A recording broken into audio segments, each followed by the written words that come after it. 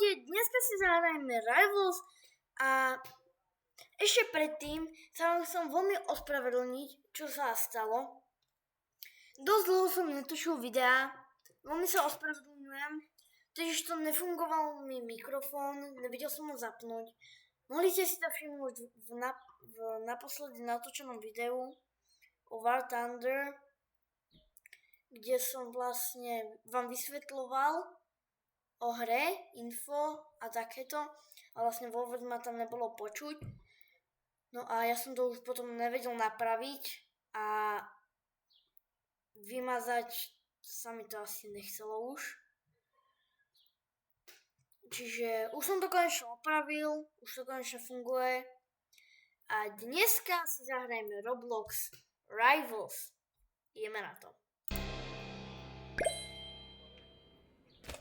Sme v Rivals, takže ideme nájsť niekoho, s kým sme mohli ísť.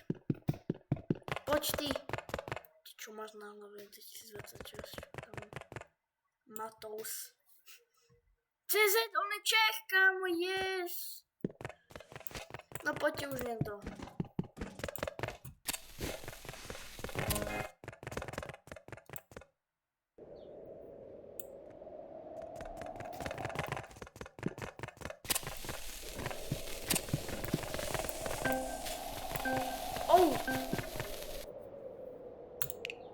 No, ešte predtým vám vysvetlím zopár veci o Rivals. Rivals je hra, kde bojujete proti iným hráčom.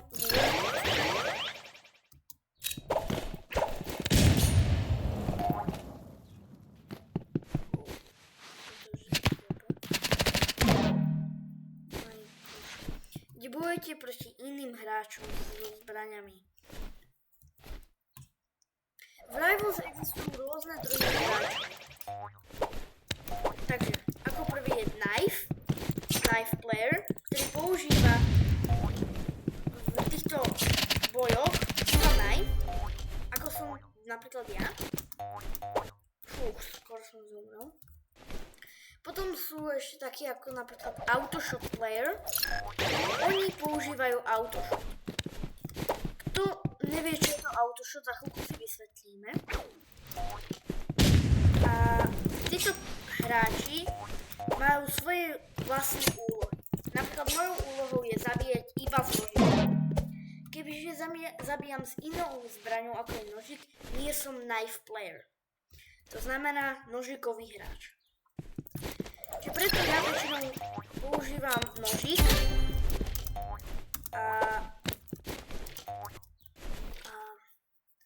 a tak. Používam nožík, aby ľudia hovorili, že som Knife Player. Že som nejaký skamer. Sice nie som až tak moc dobrý, jak niektorí tí youtuberi na videách, čo vidíte, jak tí vole zabíjajú s karambitom ľavou zadnou. Ale akože nie som zasa až tak moc zlý. Čiže viem s tým nožikom nakoniec. Kaj zabudne. Čiže keď skončím, tak vám vysvetlím, čo je Autoshot, vysvetlím vám ďalšie možnosti.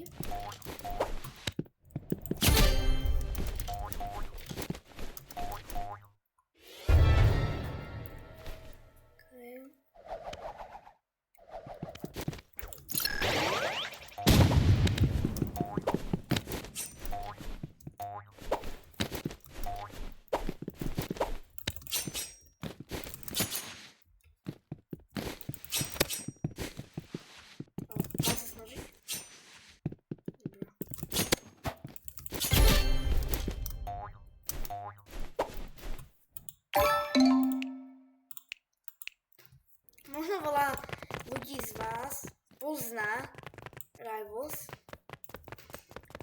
ale však kto vie? Čiže tak. Takže ideme si vysvetliť, čo je to Autoshot.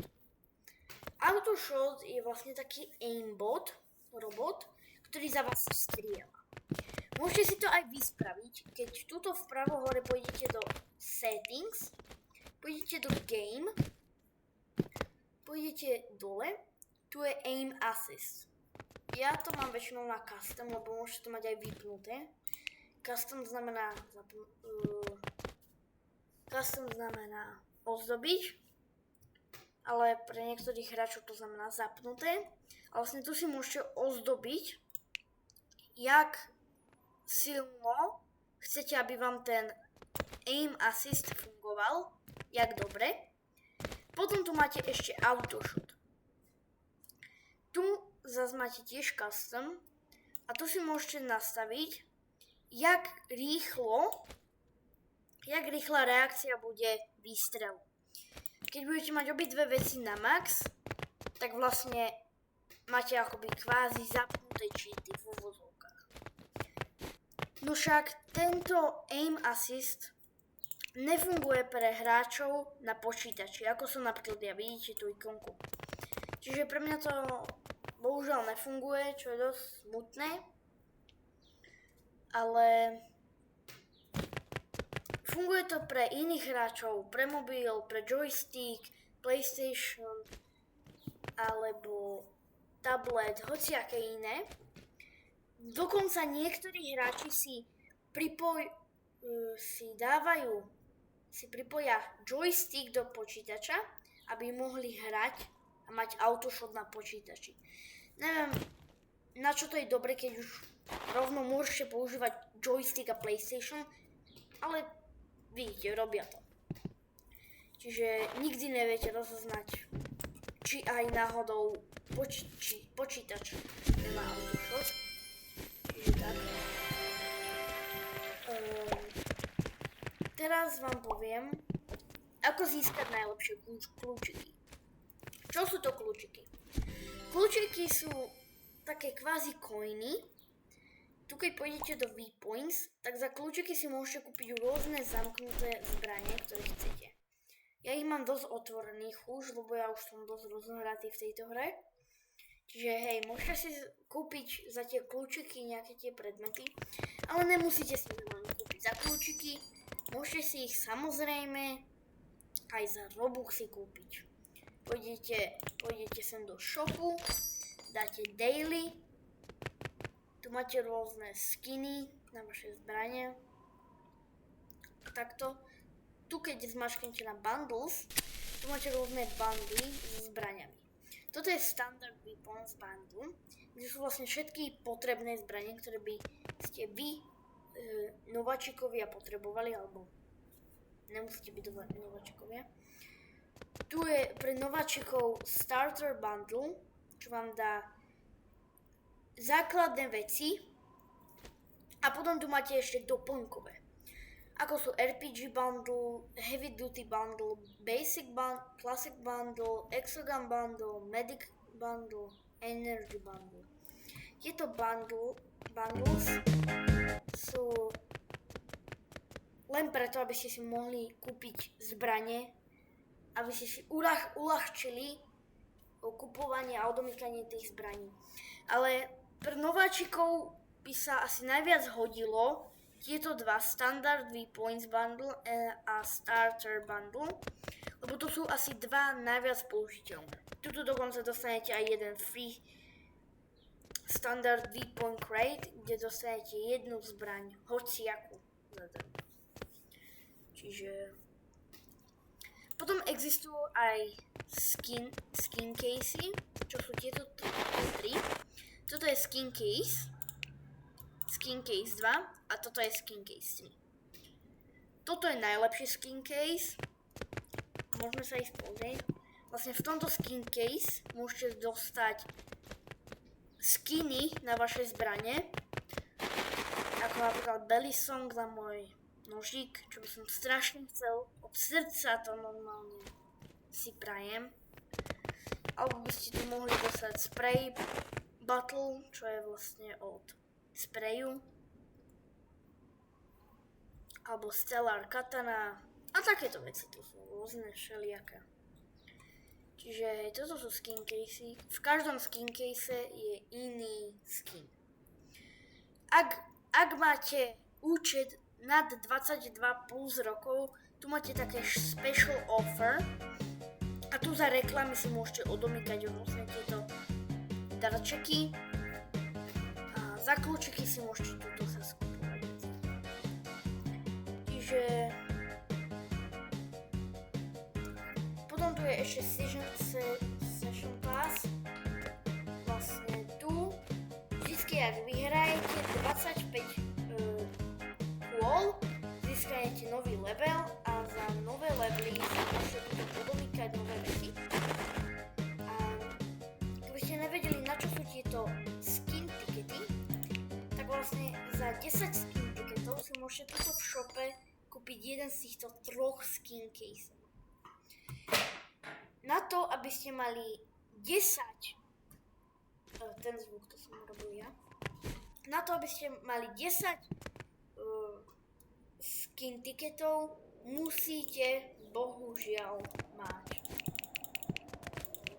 aspoň